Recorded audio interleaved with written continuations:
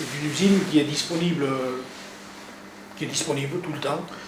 Et c'est ici, depuis la salle des commandes, que tout se décide. Sous les yeux des visiteurs, l'usine d'Artoust se dévoile et se découvre. Construit en 1927 pour alimenter les chemins de fer du Midi, le site est devenu aujourd'hui un des producteurs hydroélectriques français qui alimente le réseau européen.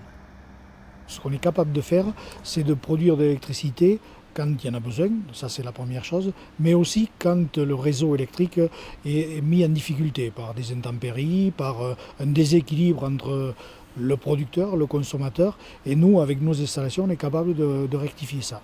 Au pied de cette conduite forcée de 750 mètres de long, l'eau du lac d'Artoust tombe à près de 500 km/h. Une puissance naturelle qui va propulser les turbines et leurs alternateurs, générateurs d'électricité. 3 mètres cubes d'eau par seconde, 3 turbines, l'usine d'Artoust peut ainsi éclairer à elle seule la ville de Pau en moins de 15 minutes. Ça m'intéresse par rapport à la vallée, la structure, on voit les conduites forcées, on se demande comment ça fonctionne. Moi je suis électricien déjà et de voir tout ça, c'est intéressant. J'ai visité une centrale nucléaire, donc oui, ça change complètement d'installation. Il n'y a pas beaucoup de personnes, tout est automatisé, on ne voit pas l'eau.